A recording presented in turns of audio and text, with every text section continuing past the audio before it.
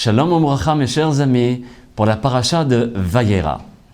Dans le livre de Bereshit, au Perek Yudchet 18 et au Pasuk 4, Dalet, là-bas la Torah nous mentionne qu'Abraham Avinu, lorsqu'il avait vu les trois personnes, on va dire trois personnes parce qu'au début il ne savait pas du tout que c'était des anges, il les a pris pour des étrangers.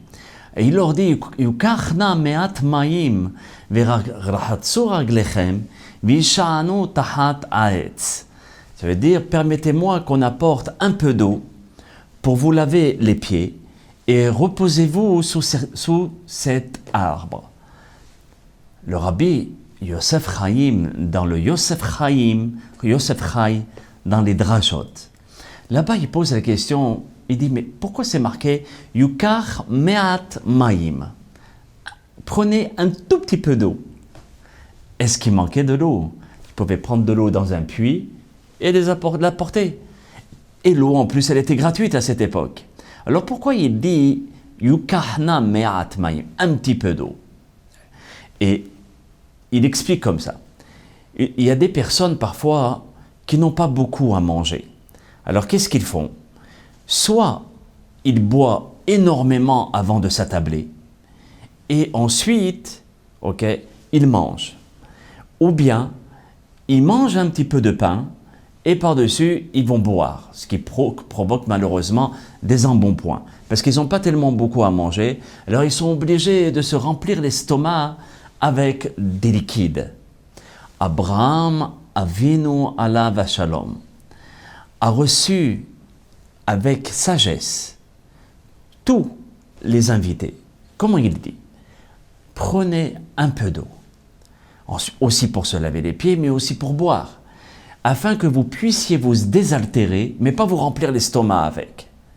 Et aussi, afin de laisser de la place au plat principal et vous donner des forces, parce que ce plat principal, c'est ça qui va vous donner vraiment les forces, c'est pas l'eau seulement. Ensuite, Abraham Avinu, il a réfléchi, il s'est dit, lorsqu'une personne marche, et surtout dans le désert, la marche fatigue énormément et ça gonfle les pieds. Alors qu'est-ce que Abraham leur dit ? Lavez-vous les pieds. Et on sait très bien que lorsqu'on se rince les pieds, lorsqu'on trempe les pieds dans l'eau, automatiquement ça enlève la moitié de la fatigue. Et Abraham Avinu continue avec sa sagesse et il dit, et pour que vous puissiez bien manger, on ne peut pas manger avec la fatigue. Alors reposez-vous et asseyez-vous sous cet arbre. Regardez notre patriarche Abraham Avinu alav shalom, qui lui se hâtait à faire la mitzvah de Achnasat Orahim. On apprend grâce à lui l'art d'accueillir les invités. Donc cela veut dire qu'il a pas seulement dit Yukachna me'at ma'im parce qu'il n'avait pas assez d'eau, ou bien parce qu'il ne voulait pas donner de l'eau. C'est comme une personne qui va dire, tiens, prenez la 10e boulette. Vous voyez, donc cela veut dire Abraham Avinu n'a pas de comparaison à ça. Mais s'il a dit me'at un petit peu, parce qu'il a réfléchi, comme on vient de l'expliquer. Il y a une deuxième explication qu'on rapporte, parce que par rapport à lavez-vous les pieds, d'accord ? Il y a l'explication qu'on vient de donner par rapport au fait d'enlever les pieds qui étaient gonflés et de les reposer. Et donc ici, Rashi rapporte l'explication que tout le monde connaît. Kasavour shehem aravim, shemishtahavim le avak raglehem. Lui, Abraham Avinu, pensait que ces trois hommes, c'étaient des idolâtres, des arabes idolâtres. Vikpid shelo leachnis avodazara le beto. Et il a fait très attention, Abraham Avinu, de ne pas faire rentrer de l'idolâtrie à l'intérieur même de sa tente. Rabbi Yosef Chaim, dans un autre livre, qui s'appelle le Ben Yehoyada, qui est des explications sur le Talmud, principalement dans la Gemara Baba Metzia là-bas, il rapporte l'explication suivante. Il dit, mais comment on peut se prosterner à la poussière de nos pieds ? C'est un peu bizarre. Alors, il répond de cette manière. Les gens qui devaient partir en voyage, avant de partir, ils allaient dans leur temple pour offrir un sacrifice. Et ils se prosternaient devant leur idole et il leur demandait à cette idole de faire une très très bonne route.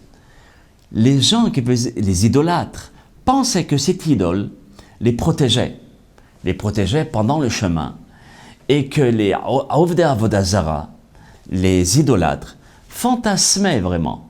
Et ils pensaient, ils étaient convaincus que l'idole était devant eux, elle marchait devant eux, et la terre, quand elle bougeait à cause du vent, eux, ils ne pensaient pas que c'était le vent. Ils pensaient que c'était l'idole qui leur traçait le chemin, et que eux, ils mettaient les pieds là où l'idole faisait des marques. Et donc, comme ça, soit ils trouvaient leur route, soit ils se perdaient. Et quand ils arrivaient à destination, pour remercier l'idole, ils se prosternaient au sable qui était sur leurs pieds. C'est pour cela que Rashi nous dit que Abraham Avinu alav shalom, il leur a lavé les pieds parce qu'il faisait très attention à ce que les idolâtres ne rentrent pas de la poussière idolâtrie, voyez, à l'intérieur de sa tente. De là, on voit un homme comme Abraham Avinu, qui lui ne faisait pas le reproche, mais avec sagesse. Lavez-vous les pieds. Qui n'aime pas se laver les pieds après un voyage? Tout le monde. Mais l'intention d'Abraham Avinu était double, même triple, il y a d'autres explications même. Mais les deux explications que nous avons rapportées, l'un pour donner du nahat ruach, du bienfait à l'invité, et indirectement enlever la poussière, le sable de l'idole. Qu'Hachem vous bénisse, à très bientôt pour d'autres explications de la paracha selon le Ben Ish Chai alav shalom. Kol Tov.